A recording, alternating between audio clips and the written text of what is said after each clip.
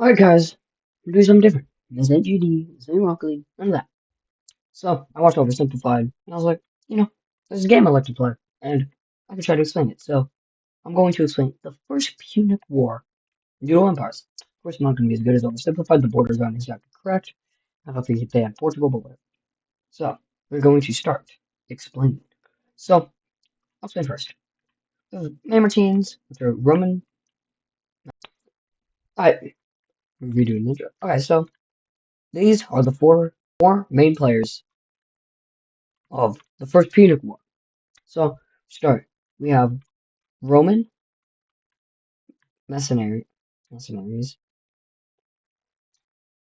from Rome, go down into, not Macedonia yet, they go to Syracuse, but after the leader of Syracuse dies, the new leader says we don't need him anymore.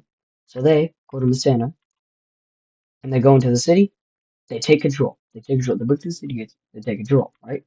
So, they start raiding down onto Syracuse. They start raiding. And when Syracuse fights back, they're scared. They want Carthage to help. So Carthage, they take in the Mamertines because they want to fight on Syracuse because they don't like their influence on the island. So they are taking out the Mamertines because they want to join. There we go. So now this is basically what the borders look. But some did not want the Carthaginians to fight, so they sent a message to Rome. And that's where this whole war starts. And Rome, being Rome, they did go in to Messana. So now we got some red. There's some red. I'll probably do there's some red on this island. So Rome is now landed on the coast. Rome is now here.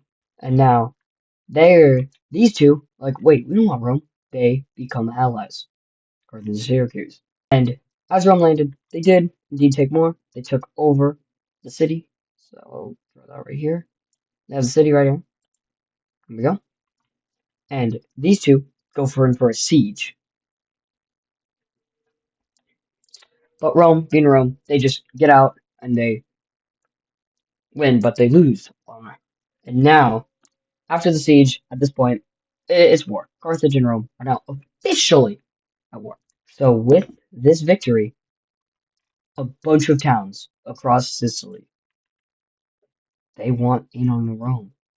So they start joining. This isn't Rome taking them over. They just want to join Rome. So, to this right, towns all across Sicily are like, hey, we want to be on the winning side, right? So they start to join the Romans. So now basically the Romans have this much influence on Sicily. Pretty good. Carthage, they're not giving up. So they built their forces around here at Agrigentum. I only put their capitals because I'm too lazy. So they start building their forces right around here. And, Rome, they aggressively go get them. So now, it's a few more border changes.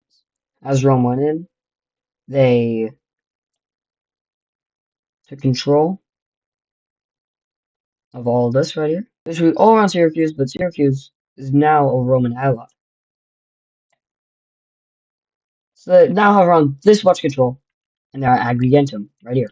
This is where they go fight. And what happened? Rome laid siege around Agrigentum, but then Carthage counter-sieged, and then Rome decided that they didn't want to wait anymore. So they broke out the siege, won the battle, but lost way too many soldiers. They left around, and Rome won this battle, but Rome lost 30,000 men compared to Carthage 7,000. So more felt like a Roman loss, but they did win the battle. So here's the thing. Rome, not really a navy. They kind of need to sustain this, because the reason they lost so many is they didn't really have food. So they need a navy. Carthage has the best navy. Rome really doesn't have that much of a navy. So Rome builds, they were going to build a world fleet, but a Carthaginian ship crashed in Italy, so they had a design to steal. Now, Rome built 120 fighting warships in 2 months. Pretty cool.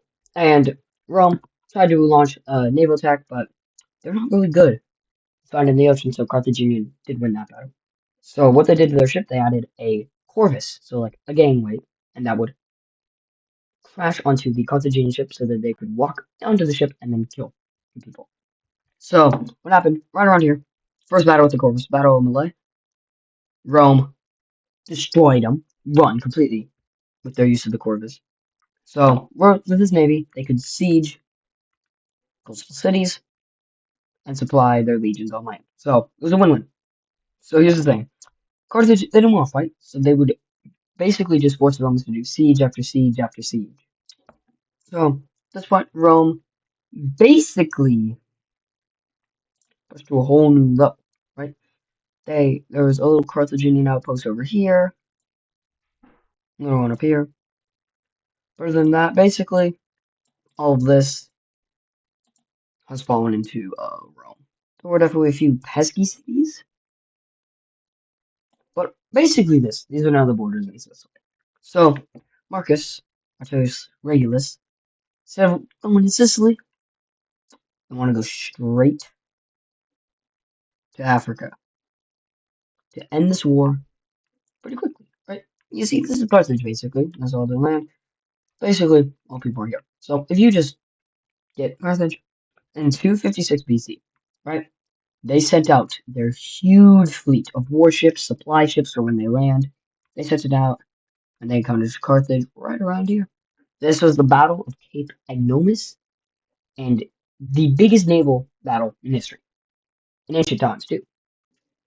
It saw 680 warships, like just right over here, 300,000 men.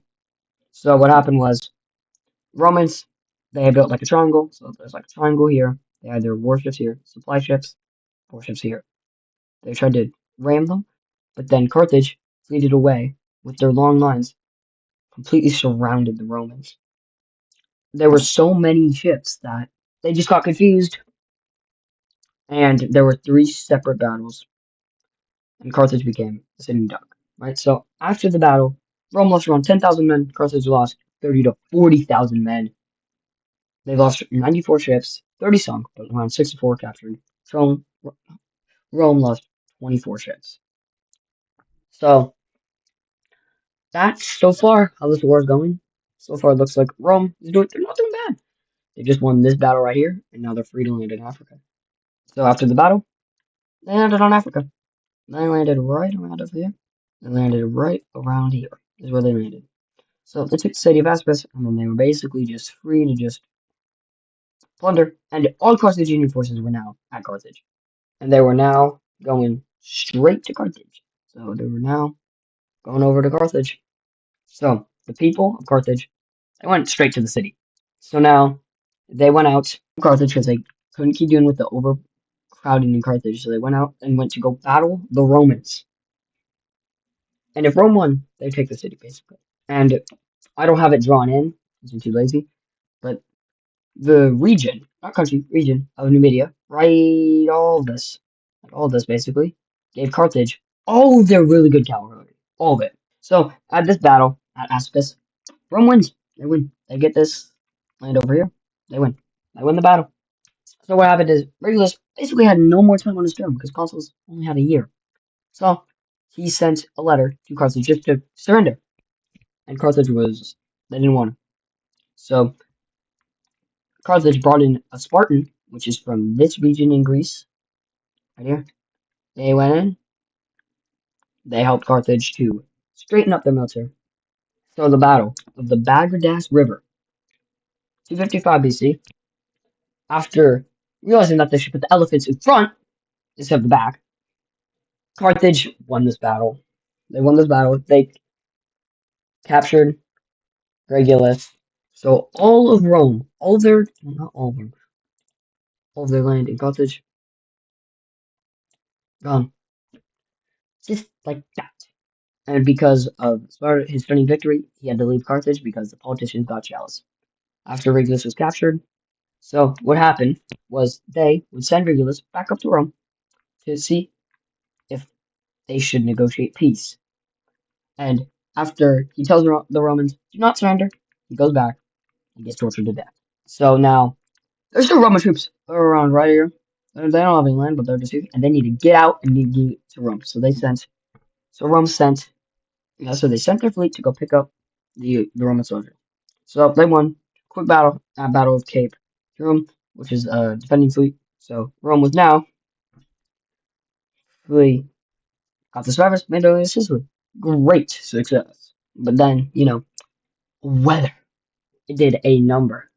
So after like a horrible storm, 284 ships.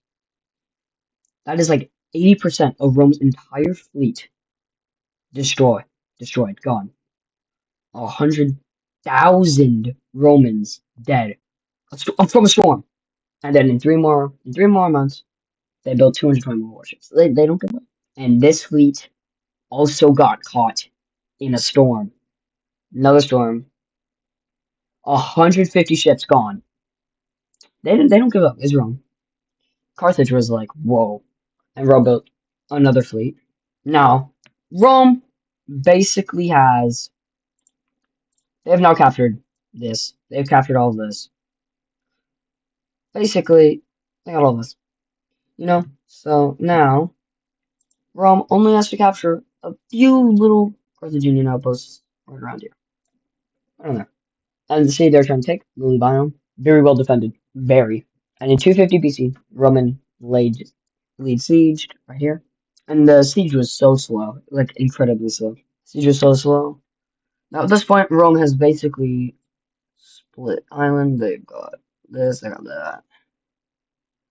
So they basically almost have this whole island. And then Carthage sent basically the greatest military genius at the time, his name Hamilcar Barca, to the island. And Rome, they wanted to take this city, but they didn't know if they were going to. So they would reach for the gods. And if they didn't give a good sign, they'd lose. If they gave a good sign, they'd win. And they gave a bunch of bad signs. They still went in and got kicked. And Rome, so Carthage went to over here as Rome was sending more supplies to siege in the Biome. Carthage saw a storm, so they landed. They went back, but Rome, they stayed. So Rome lost an entire another fleet, and 50,000 men died in another storm. So Carthage is like, there's no way Rome can come back again. No way. No way. Because Rome just lost 3 fleets. But